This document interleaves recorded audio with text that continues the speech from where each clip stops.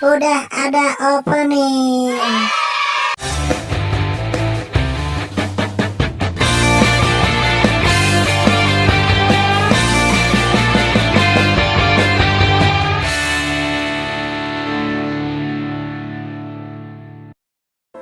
Selamat datang di Juve GL TV. Teman-teman abaikan apa yang tadi gue bilang di awal ya. Itu kayaknya ngejatuhin harga diri gue sendiri kayaknya. Tapi gak apa-apa karena gue saking senengnya akhirnya channel ini punya video opening. Sebelumnya terima kasih banyak buat kalian yang udah komen di kolom komen sama di Twitter.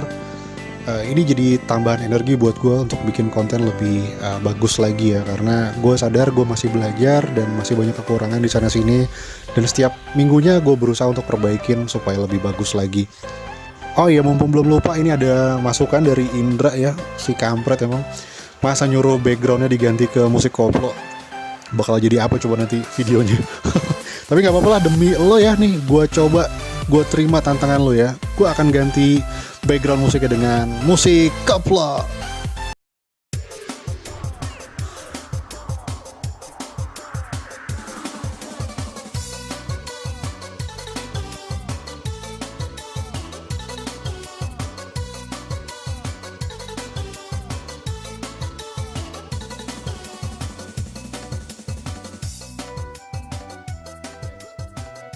Malah ikutan joget guanya jadi nggak bikin konten, aduh. Oke, kita mulai Juventus episode kedua. Kita awali bahasannya dengan pertandingan melawan Benevento ya. Ya, kita tahu di laga ini Ronaldo tidak diikut sertakan dalam squad karena Pirlo lebih memprioritaskan Ronaldo sebagai starter di Liga Champions ya. Kita lanjut ke starting line up di mana Pirlo masih pakai skema andalannya 4-4-2, tapi sekarang di depan ada Dybala menggantikan posisi Ronaldo sebagai tandem dari Alvaro Morata ya. Ini rada aneh menurut gua.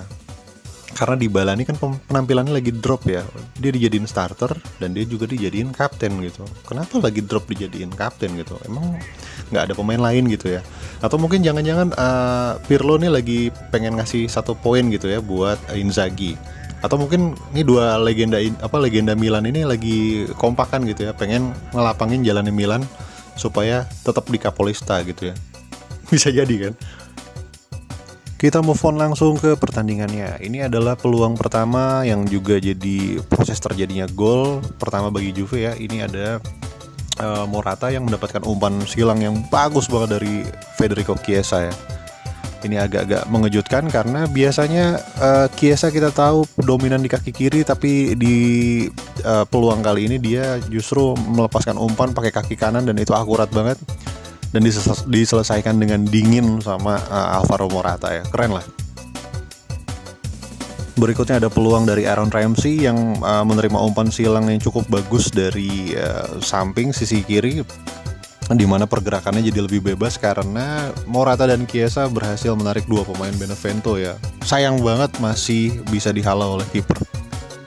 Ya, berikutnya kita lihat ada peluang dari Benevento di mana ada banyak pemain Juve di sana, bahkan Chiesa sampai turun ke belakang melakukan pengawalan. Tapi lihat pergerakannya Chiesa itu mirip-mirip kayak Bonucci lagi defense ya. Untungnya sih masih bisa diselamatkan oleh Tek ya. Dan sayangnya untuk peluang terakhir dari Benevento di babak pertama ini justru berhasil membuat gol bagi Benevento ya. Ini terjadi di menit-menit akhir babak pertama dan konsentrasi pemain Juve terlihat banget lagi pecah ya. Oke, ini kita langsung ke peluang berikutnya yang keren banget menurut gua, kerjasama antara Frabotta dan Chiesa diselesaikan sama Morata ya. Sayang banget Morata melepaskan headingnya kurang akurat sedikit aja. Kelihatan banget di pertandingan kali ini Morata benar-benar lagi ngaceng-ngacengnya kayaknya sih ya. Kalau di winning 11 tuh dia lagi panahnya ke atas gitu maksudnya. Beda banget lah ya sama yang dapat peluang terakhir kali ini. Aduh, ini Bernardeschi udah bagus banget padahal umpannya. Ada 2 nama sih di laga ini yang patut untuk kita apresiasi. Pertama adalah Tek tentu. Kalau bukan dia, gue rasa Juve nggak akan bisa mempertahankan keunggulan ya, atau mungkin bisa kebobolan lebih banyak lagi. Juga Morata ya. Walaupun terakhir-terakhir di menit jelang berakhir pertandingan dia kena kartu merah, dan itu sebetulnya agak ada insiden gitu ya yang melatar belakangi kenapa dia di kartu merah. Walaupun gue sebetulnya nggak setuju juga dengan reaksi dari Morata yang terlalu berlebihan. Ini kayak Vidal gitu, dia nonton Vidal kayaknya, terus jadi inspirasi gitu.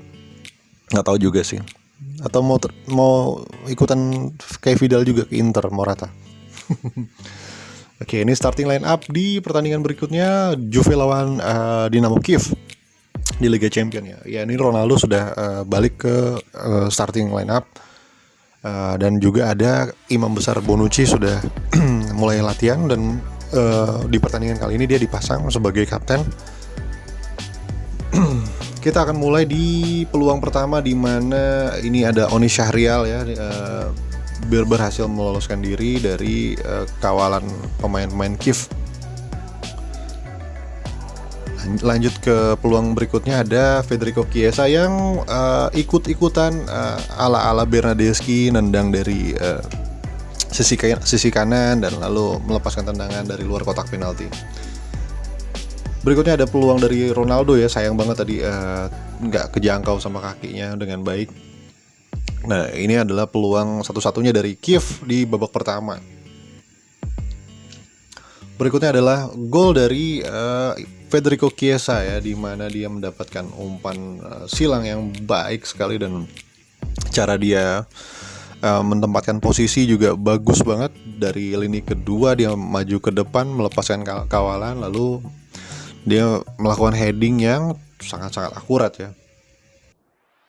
Dan ini adalah peluang dari Ronaldo ya, sayang banget harus kena Mister Gawang ya. Kalau aja dia rada-rada pelan gitu, rada-rada nyantai, pasti lebih bagus. Dan ini adalah lagi-lagi penyelamatan dari Tek ketika De Ligt dan Bonucci gagal mengawal pemain Kiev. Selanjutnya ada peluang lagi dari Morata ya, dan ini diteruskan oleh Ronaldo sebagai gol ya. Ini adalah gol ke-750 Ronaldo di sepanjang karirnya ya. Dia hampir tiap bulan kayaknya Ronaldo mencetak rekor ya. Lama-lama banyakan Ronaldo nih rekornya daripada Juventus. Nah, ini adalah gol dari Morata, di mana dia dengan sangat cerdas ya, menahan bola terlebih dulu, lalu goceknya dulu ya, baru melepaskan tendangan gitu. Dia nggak langsung melepas tendangan, karena kalau dia langsung lepasin tendangan dia pasti keblok tendangannya oleh pemain Kiev. Dari dua pertandingan antara Juve lawan Benevento dan Juve lawan Kiev ini, kita bisa ngelihat banget ya betapa krusialnya peran Morata di lini depan Juve. Kelihatan banget dia jadi missing piece-nya Juve lah di musim lalu. Ini beda banget sama Dybala ya, yang nggak tahu kenapa nyari pacar malah mirip sama temennya sendiri gitu ya. Lihat deh pacarnya, si Oriana, mirip Cuadrado kan. Mungkin itu yang bikin penampilan Dybala turun ya. Udahnya pandemi, nggak bisa enak-enak gitu kan, karena kan ada fiducia isolation ya di Juve.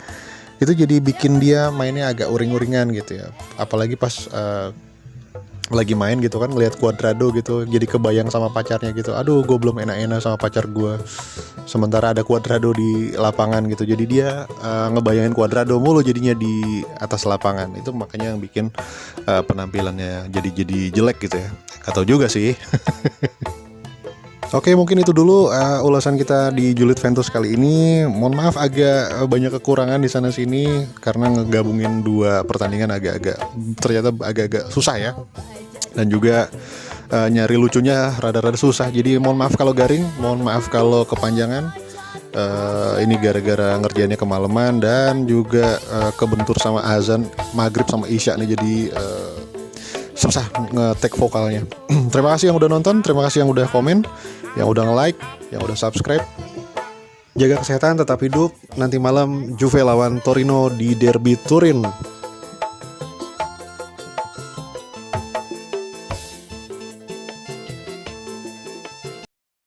Woi, Dybala, Lajoya. Lu doang kan yang kalau selebrasi selalu begini. kegantengan. Hei Dybala, dengerin gue ya. Gue udah tahu gimana kelakuan lu ya. Segala minta naik gaji lu. Gue udah tahu nih gaya lu. Gue tahu gaya lu. Gue tahu gaya lu. Gue tahu gaya lu. Begini kan? Gue tahu sebenarnya lu nggak minta naik gaji. Lu cuma pengen sama Cuadrado doang kan? Biar bisa begini kan? Iya kan? Iya kan? Begini kan?